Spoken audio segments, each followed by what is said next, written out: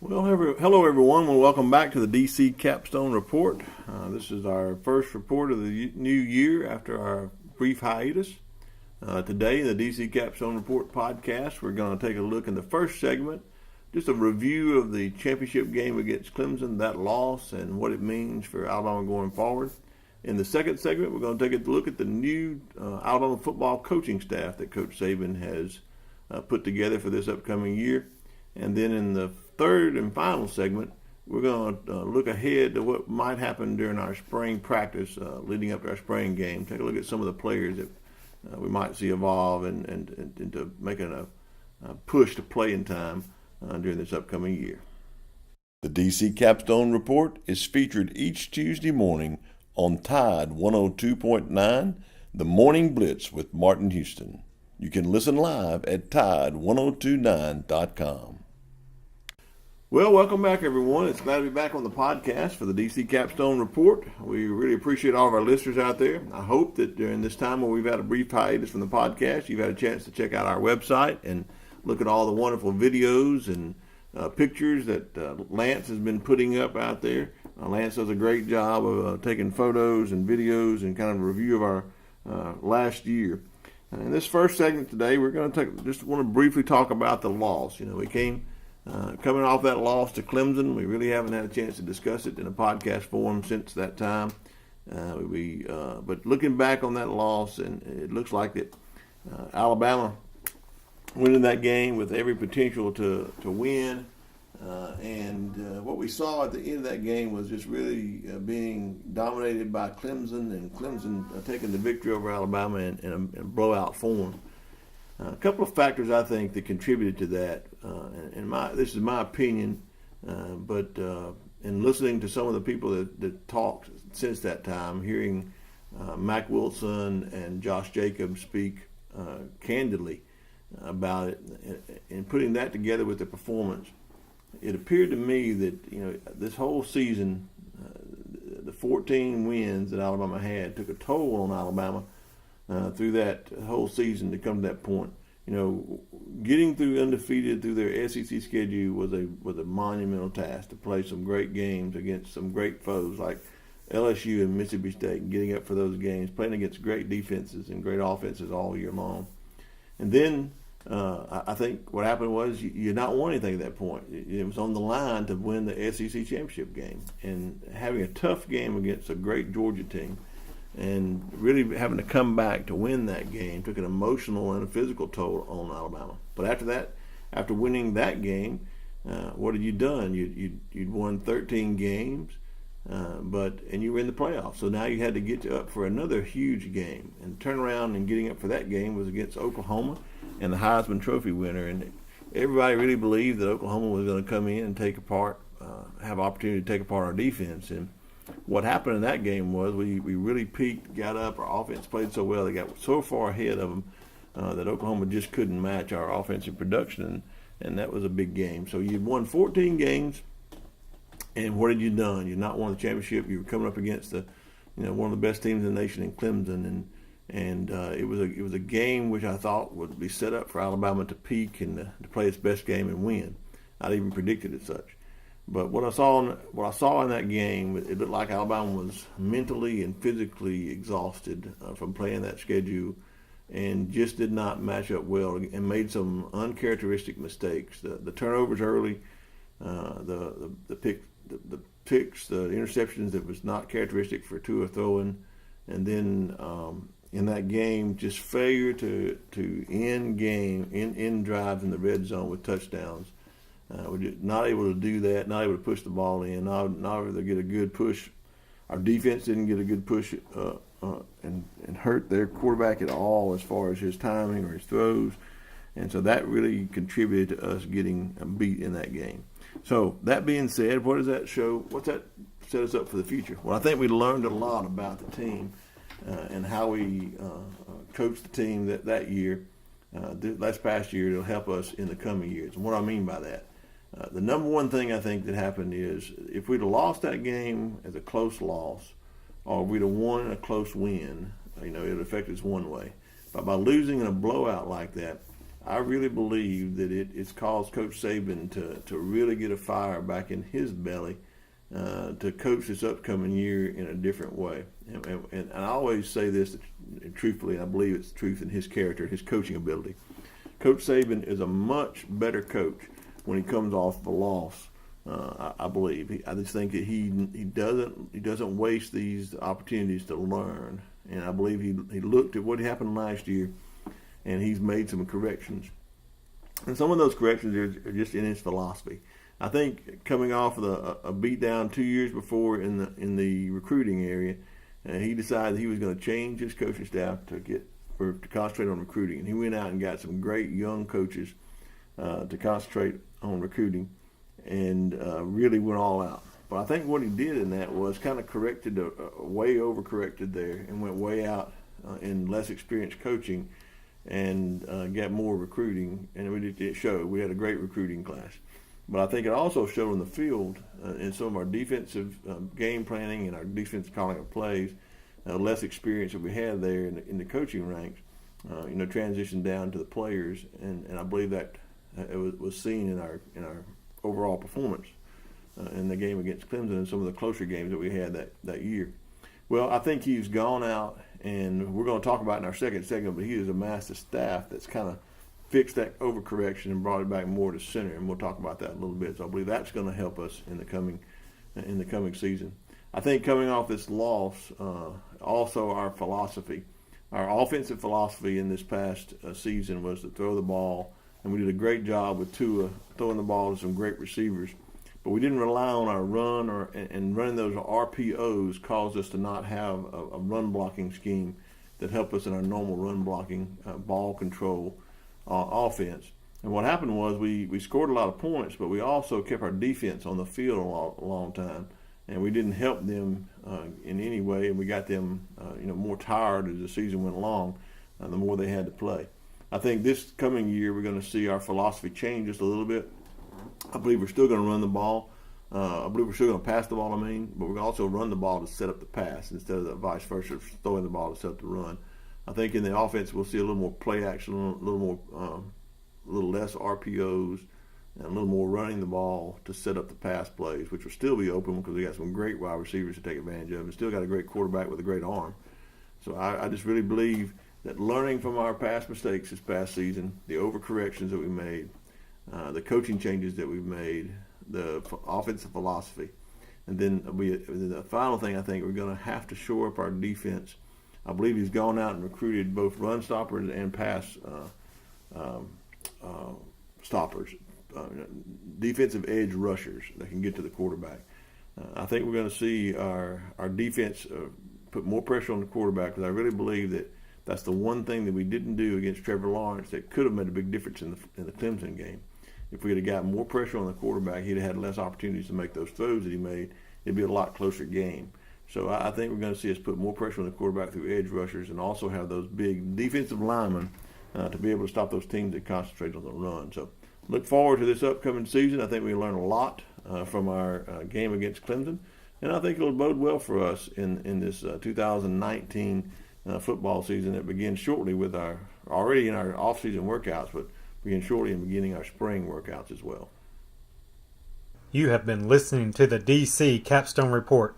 The DC Capstone Report is brought to you each time this week by RollTideBama.com and FreelancePitchers.com. Well, here on the second segment, I want to concentrate on our podcast today on looking at the offense and defensive football coaches that Nick Saban has gone out and amassed what I consider to be one of his best staffs ever. I think he's gone out and filled some voids that we had, and maybe did fix that overcorrection. I think what we saw is we had overcorrected in our previous hirings to get more young coaches that were more recruiters, and we did a great job of that, but lacked a little experience. I think this time what Coach Saban has gone out and done is gotten more experience, plus some good recruiters as well, to give a balance between experienced coaching on the field and recruiter. Well, we know off the team so far, the coaching staff, Coach Loxley left and took a head coaching job at Maryland. So we lost our offensive coordinator. Dan Enos left and went and took a offensive coordinator position at Miami. and Josh Gaddis left and took a coordinator position, or assistant coordinator position at Michigan. So off our offensive side of the ball, losing 3 and had to replace 3. And then on the defensive side of the ball, Tosh Lapoy and Craig Kuglowski are gone from the defensive side of the ball. And so we come back on offense, and Coach Saban goes out and hires Steve Sarkisian. Now, a lot of folks were not excited about this hire. To me, I think it's just another opportunity for Coach Saban to say, hey, we're going to get back to a more pro style, throw the ball, have a good passing game, and a good running game to complement the passing game, and then run the ball to set up the passing game. I think we'll see a little less of the RPOs, maybe have some of them, but a little maybe less of the RPOs. So I believe Sarkisian was a safe hire. He's a good hire. I think he's experienced with Coach Saban, and at least a little bit of working there. With one game as offensive coordinator, I think he has understands the work ethic it takes to work with Coach Saban. So I think it was a good hire on his behalf. I think he'll be able to use the great offensive weapons we have in Tua and our wide receivers to his advantage. I think it's going to be really good hire. We also went out and brought in Charles Huff. Our Panuzio was our coach on the running backs, but he's gone to an all-field position. He can lead the team, just an all-field position. And we get Charles Huff as an associate head coach and running backs coach, which I think he's going to be a real big addition to our team. I think he's had a lot of success in where he's been. He's a young coach that has a great mind for recruiting, and I think he's going to bring a big compliment to our team, both in recruiting and in coaching our running backs. He coached a stable of running backs at Mississippi State that had great games and great rushing attack there. So I look for him to come in and really bring a good edge to the running back game as well as the recruiting game. We went out and also hired Holman Wiggins, a wide receivers coach, to replace Josh Gaddis. Josh Gaddis was a great wide receivers coach. I credited him with really getting the most of our wide receivers. Holman Wiggins come over from West Virginia. Virginia Tech. Had a good history of working with wide receivers. Had some good experience with recruiting. Does a really good job in the recruiting area. So I think he just comes in and jumps off of where Josh Gaddis left off, and is able to come in and work with our wide receivers to even bring his style of play, and really had the chance to have one of the best wide receiving corps in the nation this year. By coaching Alabama. So I think he falls into a great position as a wide receivers coach. Brought in Kyle Flood for the offensive line coach.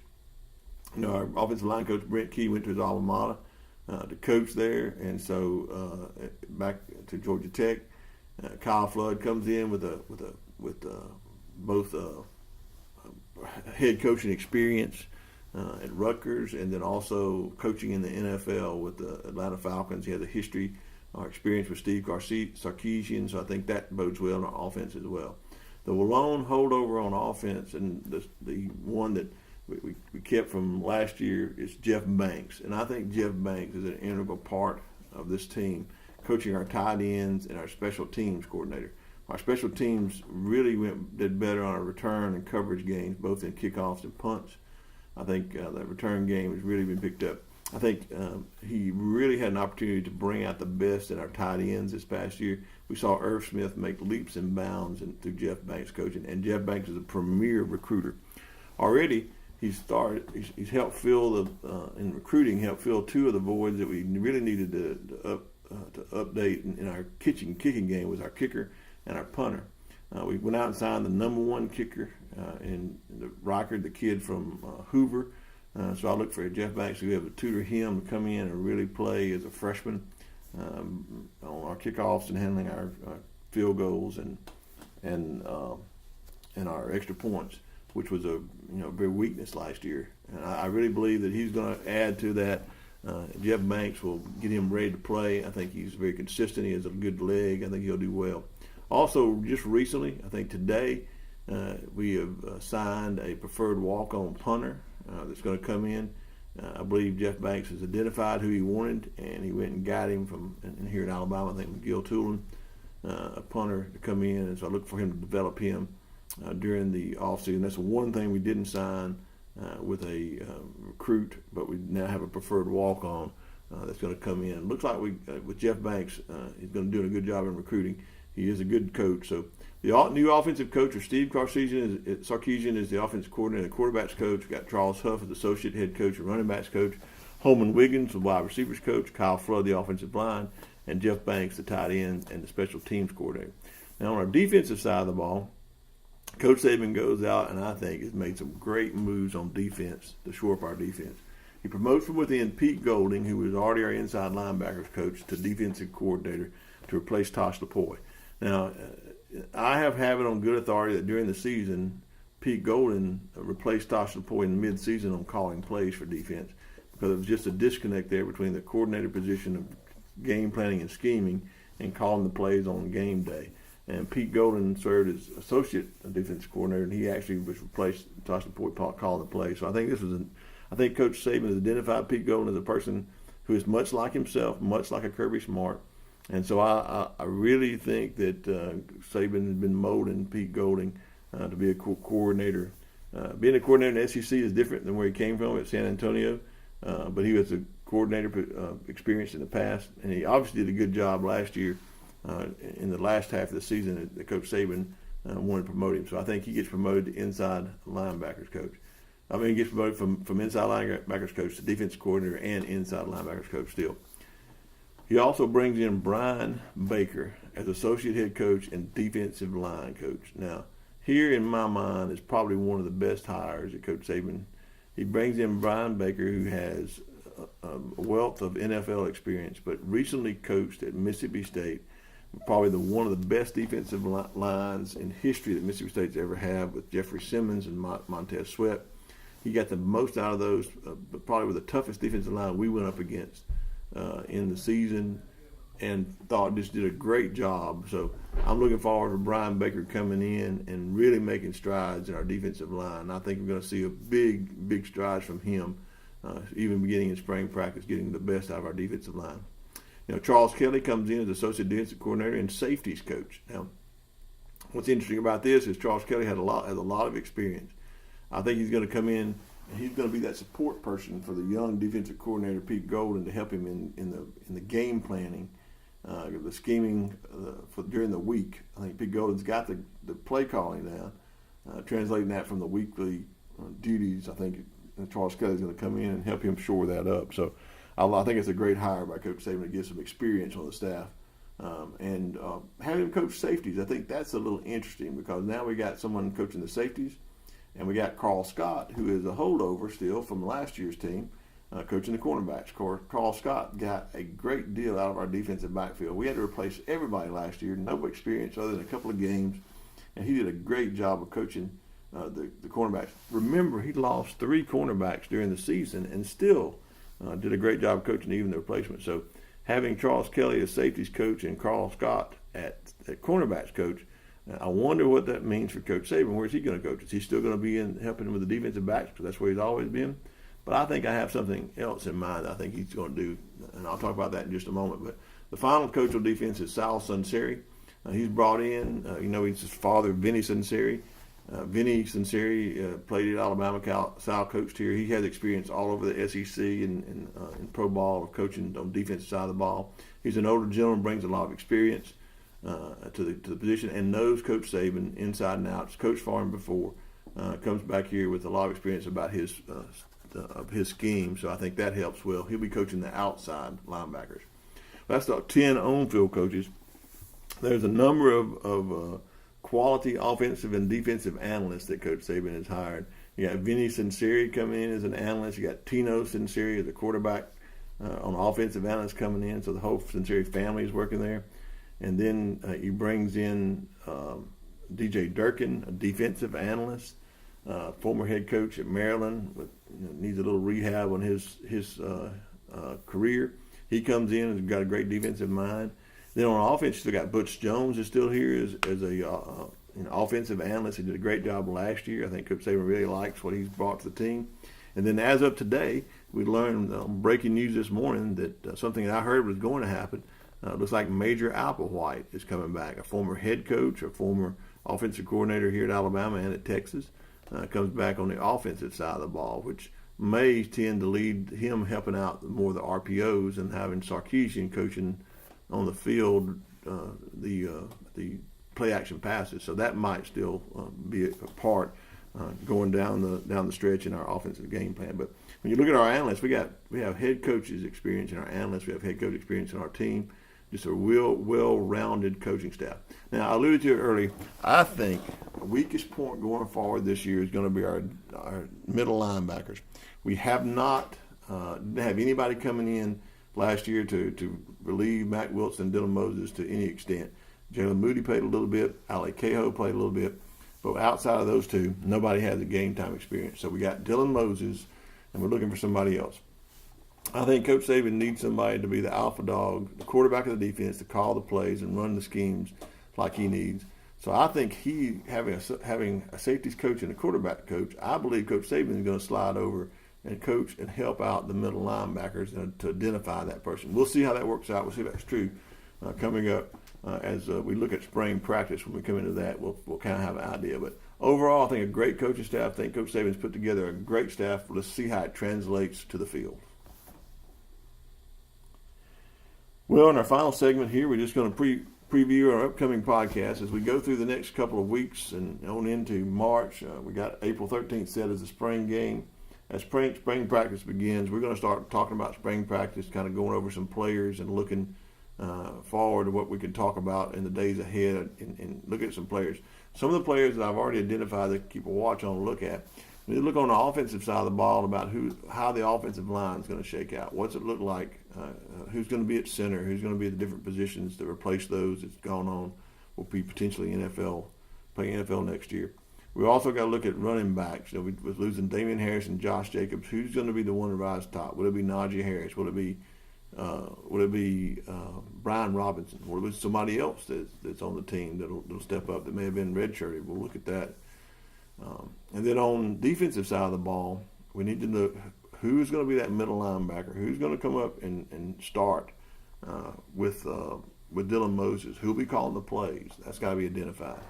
We're going to look at the defensive line. We got LeBron Ray, and we got Fendarian Mathis that's got some playing time that can play alongside Raekwon Davis, who's coming back. But who else is it? Who's going to replace?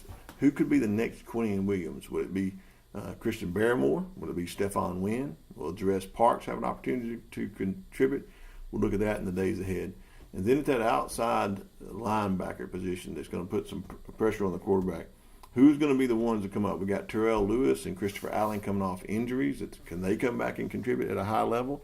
You got Jerez Parks. Will he be there? Would he be able to slide over and play another position? And then the new signees that are coming in that's already enrolled and during go through spring practice. Everybody wants to talk about the number one player in the nation, Alfano.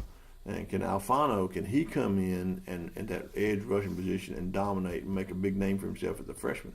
All these things are yet to be determined in the spring practice. When the spring practice starts and I got my people on the field and we have a chance to look and see who's playing, I'll be able to bring some reports back on this podcast about what we're going to look like as we lead up to our spring game on April 13th.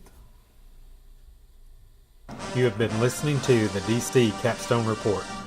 The DC Capstone Report is brought to you each time this week by RollTideBama.com and FreelancePictures.com. Be sure to go online and check us out on DCCapstoneReport.com for future updates.